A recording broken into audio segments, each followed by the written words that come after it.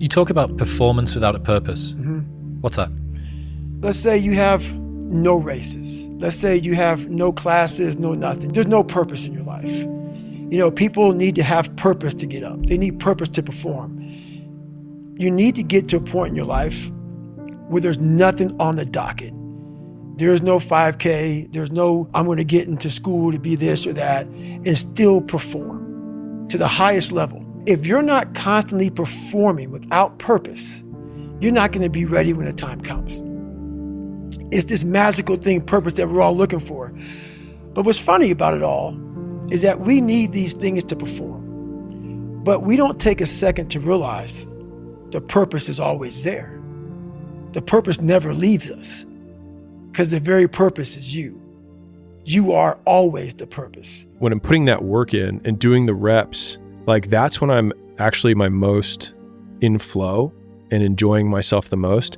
And so it's actually a lie that I've been telling myself that like once the presentation goes well, I'll feel good. Because in some ways now I feel like when the presentation happens, I'll be disappointed because I won't get to do this anymore. Yeah. I'll have to find something else to pick as a target so that I can get back into my Rocky cutscene. And so I think that has taken some time, and I've gotten better at it. I really do think I've gotten a lot better at it. At least recognizing, because the more times I've had W's and then realized that right afterwards I felt nothing, I had to think back of like, what are the things that I enjoyed most in my life? And it's always in pursuit. And I'm like, well then, why don't I set something really big, really far, so I can be in pursuit for the longest period of time possible? And that's where I think a lot of people from the outside, you know, they cast their expectations of life onto me and say, I wouldn't live my life that way. You're always working, you're always doing these things. But it's like, I'm actually always spending my time in pursuit, because in pursuit is my button for enjoyment. There's this awesome quote by, I think, Jim Carrey, and it goes, I wish for the world to realize all of their dreams so that they can realize they don't make them complete. And he's talking about that most people's dreams are very like external, like champions, like they want to win a medal, they win a trophy, want a nice car and all this stuff. Then you get it. And when you have everything, you realize this isn't what I wanted. I don't feel complete right now. And I have the amazing opportunity in my life to have accomplished so many of my dreams and realize that there's still a void missing there. So the more money I get, the more titles I get, the more I get, it's not filling me up more. But then I discovered that over time, like, it's the effort, it's the journey. It's like suffering through times that I don't want to be at the gym or why I want to quit on my diet, and I push myself, and every single moment, every day leading up to the show, and I win all those moments. That's winning. That's like winning in life continuously every day. And through that journey, being able to build my relationships, not sacrifice them for winning, be able to make myself a better person, not a more stressed out, anxious person, all that stuff coming together, I've already won before I have a trophy in my hands. When I stand on stage, I haven't quit on a workout, I haven't quit on a cardio session. My girlfriend still loves me in the background. She doesn't hate me for neglecting her for the last 3 months of prep. I'm like, I won. You know, like I feel fucking good right now. And if I lose, am I going to leave and be really sad and like cry and like grieve that loss? Absolutely. But I'm still going to be proud of everything I put in. And at the end of the day, that's all I can control. And to me, that's winning. I was very lucky that I joined the military, because when I joined the military, I had a structure, a pathway to execute on. And that's very, very beneficial for a young idiot kid that's filled with energy and rebellion and aggression. That's awesome. Here, take all that energy and aggression and rebellion and focus it in this direction. It's going to be beneficial. And you'll actually get rewarded for it. You'll get promoted for it. That's amazing. And kids didn't really have any kind of a code where, hey, these are some general rules that you will benefit from in life. For me, it's real easy, because I know that a lot of my friends that are not here, and that's all I need to know. And I mean, I think about that every day. So there's no, for me personally, there's no lack of urgency when I wake up in the morning to think, oh, don't worry, I got all the time in the world, because I know I don't. And I'm lucky to be here, and I'm going to try and live in a way that will at least do justice for my friends that aren't here. One of the things for people who are not where they want to be is that they have pain. like oodles of pain. And I remember when I was starting out, I was looking for passion. I was looking for purpose. I was like, I just want to find something that I'm motivated by. But it's the cat and the cheese. It's like we're looking for cheese, but we have all these cat behind us, and all we have to do is look and remember that they're behind us and chasing us. And so if you have the cat and you're staying in your current situation, you're being used by the cat, right? You're being used by the business owner who, it doesn't treat you well and is, and you're in this job that you don't really want to be in, right? Or you're being used by the situation or the context of the relationship that you're in with the girl that you're like not that into, right? Versus saying like, this is terrible. And because of this terribleness, I now have something that I can run away from. And then like, rather than not looking at the knife or trying to take painkillers to not feel the pain, it's like completely sobering up, taking the knife and twisting it in your own heart and being like, I'm going to fucking do something about this. And I think that that's what the heroes, like if we're heroes in our own story, it's not avoiding pain, it's choosing from the very beginning, the alchemy, which is like, you have these terrible situations. It's like, and you have the opportunity to turn them into magic and skip or shortcut all the growth you're going to have in a really short period of time simply by twisting the knife and being like, I'm going to do something about it. People who sit in their jobs and they feel like there's no value, it's not contributing to themselves or the world, or really it's just there for a paycheck, and it feels like tough, like uncomfortable, though there's just, you're just miserable with it. But at least your friend, if he's chasing after something that's like a dream of his or a passion that he's chasing towards and his progress is uncomfortable, at least at the end of that line, it's what he wants. Yep. And that's leads to obvious, like a lot of people ask me, how do you stay so, like you mentioned discipline when you're at the point you want to eat and you're on a diet? I'd be like, well, I love what I do. At the baseline, I'm passionate about what I'm doing, and I love what the goal will be. I love the part of it. I love the impact it has on others, help people in my life and myself. So at the end, that's just, there's a reason, there's a purpose behind it, rather than just mindlessly circling the hamster wheel. I've realized that it's scary when you find a thing that you're going to fully commit yourself to the pursuit of, especially if it's excellence that you're going after, because there's no more room for your inadequacies to hide anymore.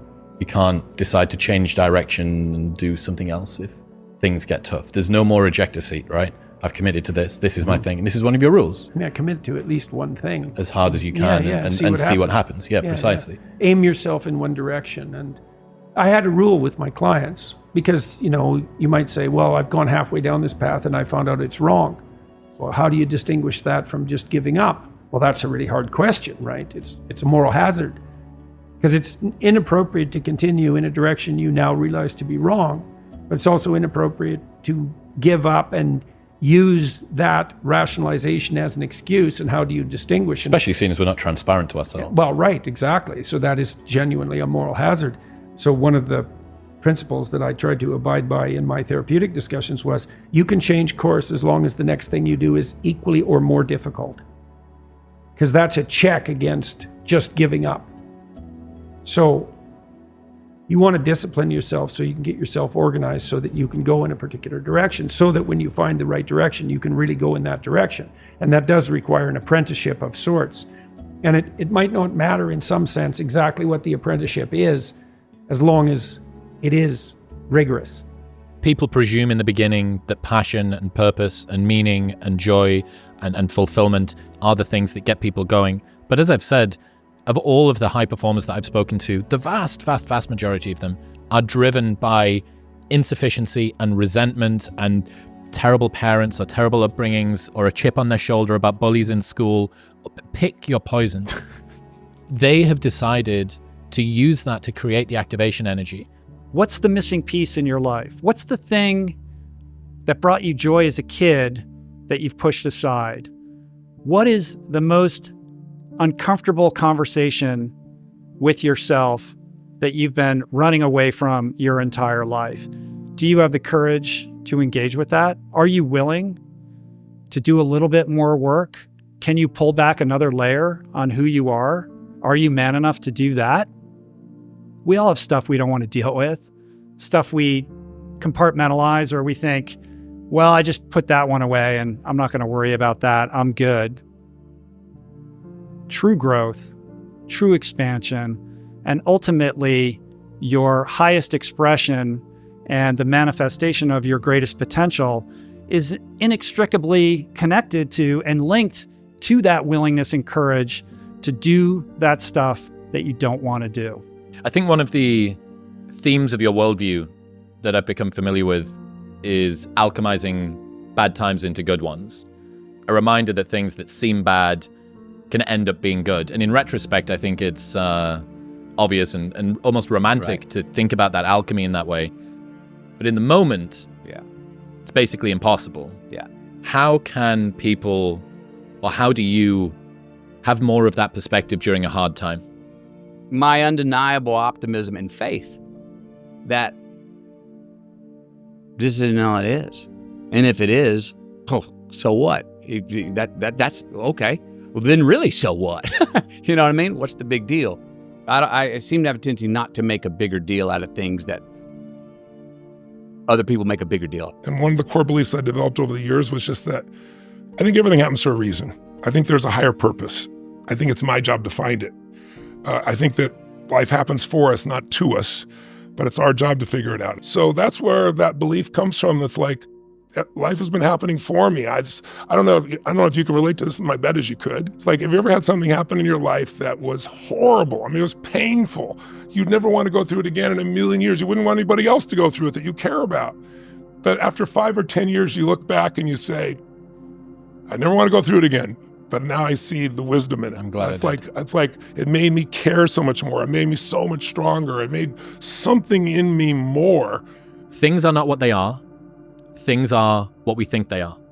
For instance, doing a hard workout gives you a signature feeling. You're laid on the floor, panting, heart rate at 180, sweating from everywhere with the taste of metal in your mouth. This is oddly enjoyable. But if this exact same sensation was to spontaneously occur in your car while you were sat in traffic, you'd call the ambulance for fear that you're having a heart attack. Framing is everything. The worst days of my life were in war, losing my friends, and war is horrible. And the way I responded to it, and I asked him if he had ever known anyone that had cancer and had come out the other side. And he said yes. And I said, oftentimes those people say, I wouldn't wish it on anybody, but I'm glad it happened to me because it gave me such a better perspective about life and about value and about the fragility of life and all those things. And that's the way I feel about combat. I don't wish it on anybody, but I wouldn't give it up. I wouldn't trade it for anything. And so I think what you're talking about is a great way of looking at your past to say, oh, okay, I had some hardships and I benefited from those. It's basically the same thing as saying, got bullied? Good. Now I know how to handle myself a little bit better. I didn't have a bunch of friends? Good. Now I feel more comfortable when I'm alone. I think it's the same sort of attitude in both those situations. I realized that reliably, the quality of my work was better if I suffered. Therefore, if I suffered, I usually got better outcomes. And you feel good about yourself because you suffered. Correct. You worked for it, you earned it. So the lead indicator of what would be a lagging measure, the lead indicator was suffering, the lagging measure would be success. Then, this is the thing that I did. I shortcutted the success part and went straight to the suffering part. And if success came without suffering, I felt like it wasn't worthy. I felt like I hadn't worked hard enough to get it. Nothing is going to be worthwhile that doesn't come with an associated amount of discomfort. Therefore, when you start to feel friends around you and the people that you used to be able to speak a common language with start to push back and start to make the quips of, oh, not drinking tonight, yeah? Oh, you must be too cool for us now. I know it hurts. I know it hurts. That is the lead indicator, not even the lagging indicator. That is the lead indicator that you are doing the right thing.